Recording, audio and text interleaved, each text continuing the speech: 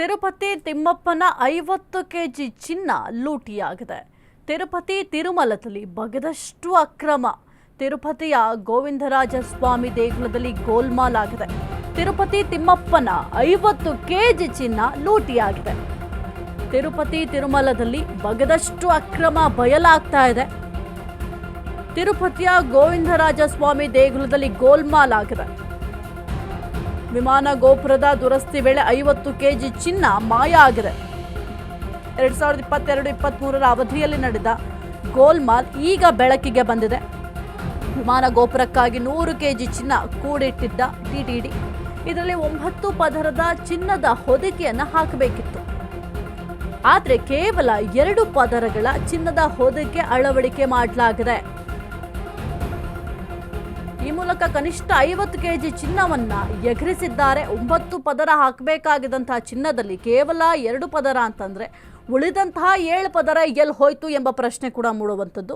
ಇನ್ನು ತಿರುಪತಿಯ ಗೋವಿಂದರಾಜ ಸ್ವಾಮಿ ದೇಗುಲದಲ್ಲಿ ಈ ರೀತಿಯಾಗಿ ಗೋಲ್ಮಾಲ್ ಮಾಡಿದ್ದಾರೆ ಎಂಬ ಆರೋಪ ಕೂಡ ಸದ್ಯಕ್ಕೆ ಕೇಳಿ ಬರ್ತಾ ಇದೆ.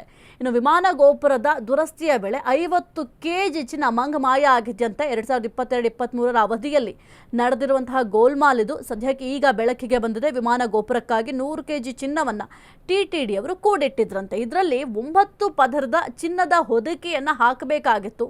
ಆದ್ರೆ ಈಗ ಕೇವಲ 2 ಪದರಗಳ ಚಿನ್ನದ ಹೊದಿಕೆಯನ್ನು ಅಳವಡಿಕೆ ಮಾಡಿದ್ದಾರೆ.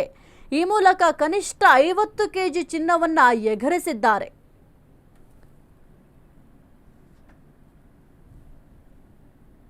ಎಸ್ ಕುರಿತು ಹೆಚ್ಚಿನ ಮಾಹಿತಿ ನೀಡ್ತಾರೆ ನಮ್ಮ ಪ್ರತಿನಿಧಿ ಮಹೇಶ್. ಸದ್ಯಕ್ಕೆ 9 ಪದರಗಳಲ್ಲಿ ಹಾಕಬೇಕಾಗಿತ್ತು ಚಿನ್ನದ ಹೊದಿಕೆಯನ್ನ. ಇನ್ನು ಉಳಿದಂತಹ 7 ಪದರ ಏನಾಯ್ತು? ಕೇವಲ 2 ಪದರ ಚಿನ್ನದ ಹೊದಿಕೆಯನ್ನ ಹಾಕಿದ್ದಾರೆ ಅಂತಂದ್ರೆ ಮಿಕ್ಕಂತಹ ಚಿನ್ನ ಎಲ್ಲಿ ಹೋಯ್ತು ಮಹೇಶ್? ಹಾಗಾದ್ರೆ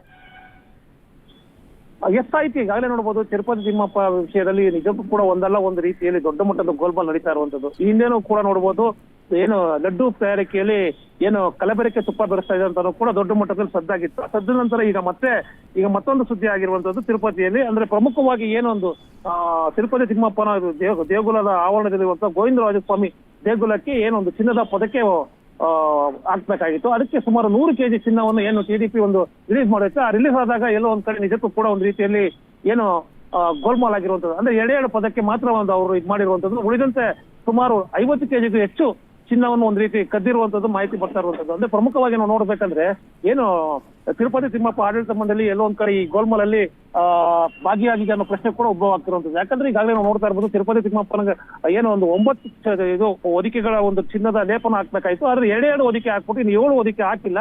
ತದನಂತರ ಎಲ್ಲೋ ಒಂದ್ ಕಡೆ ಇದನ್ನ ಏನೋ ಒಂದು 50 ಕೆಜಿ ಚಿನ್ನವನ್ನು ಒಂದು ಲಪ್ಟಾಯಿಸಿದೆ ಅಂತ ಕೂಡ ಈಗಾಗಲೇ ಟಿಡಿಪಿ ಮೇಲೆ ಏನೋ ಒಂದು ಅಲ್ಲಿನ ಸರ್ಕಾರ ಆಂಧ್ರ ಸರ್ಕಾರ ಆರೋಪ ಮಾಡ್ತಿರುವಂತದ್ದು. ಯಾಕಂದ್ರೆ ಹಿಂದೆನೂ ಕೂಡ ಚುಪ್ಪದ ವಿಷಯದಲ್ಲೂ ಕೂಡ ಟಿಡಿಪಿ ಕೆಲವು ನಾಯಕರು ಭಾಗಿಯಾಗಿದ್ರು. ಕಲಬೆರಕೆಯಲ್ಲಿ ಒಂದ್ ರೀತಿಯಲ್ಲಿ ಪ್ರತ್ಯಕ್ಷವಾಗಿ ಕಂಡ್ರು, ಸಾಕ್ಷಿ ಸಮೇತ ಸಿಕ್ಕಿದ್ರು. ಈ ಹಿನ್ನೆಲೆಯಲ್ಲಿ ಇದಕ್ಕೂ ಕೂಡ ಇವರೇ ಕಾರಣ ಆಗಿದೆ ಅಂತ ಕೂಡ ಈಗ ಅಲ್ಲಿ ಮಾಹಿತಿ ಕೊಟ್ಟಿರುವಂತದ್ದು. ಸಾಹಿತ್ಯ. ಓಕೆ, ಥ್ಯಾಂಕ್ ಯು ಮಹೇಶ್ ನಿಮ್ಮೆಲ್ಲ ಮಾಹಿತಿಗಾಗಿ.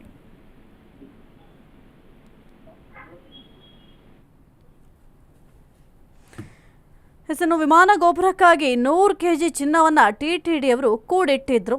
ಇದರಲ್ಲಿ 9 ಪದರದ ಚಿನ್ನದ ಹೊದಿಕೆಯನ್ನು ಹಾಕಬೇಕಾಗಿತ್ತು. ಆದರೆ ಕೇವಲ 2 ಪದರಗಳ ಚಿನ್ನದ ಹೊದಿಕೆಯನ್ನು ಅಳವಡಿಕೆ ಮಾಡಿದ್ದಾರೆ. ಹಾಗಾದರೆ ಉಳಿದಂತಹ 7 ಪದರ ಏನಾಯಿತು? ಈ ಮೂಲಕ ಕನಿಷ್ಠ 50 ಕೆಜಿ ಚಿನ್ನವನ್ನು ಭ್ರಷ್ಟರು ಎಗರಿಸಿದ್ದಾರೆ.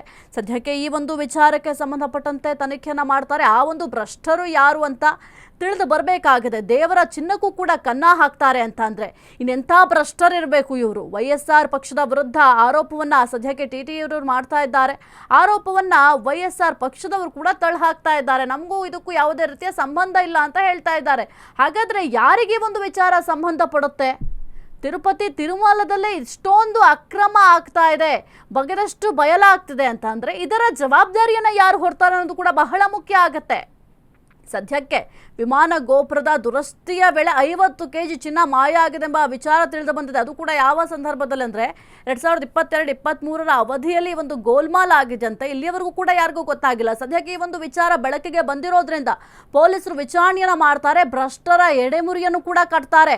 ಅಷ್ಟು ಚಿನ್ನ, ಅದು ಕೂಡ ದೇವರಿಗೆ ಸೇರಿದ ಚಿನ್ನವನ್ನೇ ಕದಿತಾರೆ ಅಂತ ಅಂದರೆ ಇವರು ಪರಮ ಭ್ರಷ್ಟರು ಅಂತ ಹೇಳಬಹುದು. 50 ಕೆಜಿ ಚಿನ್ನವನ್ನು ಭ್ರಷ್ಟರು ಎಗರಿಸಿದ್ದಾರೆ. ಆ ಒಂದು 50 10 kg ಜನ ಯಾರು ಎಗರಿಸಿದ್ದಾರೆ ಅದೆಲ್ಲದರ ಮಾಹಿತಿ ಕೂಡ ತಿಳಿದು ಬರುತ್ತೆ. 30 ವಿಗ್ರಹಗಳು ಕೂಡ ಧ್ವಂಸ ಆಗಿದೆಯಂತೆ.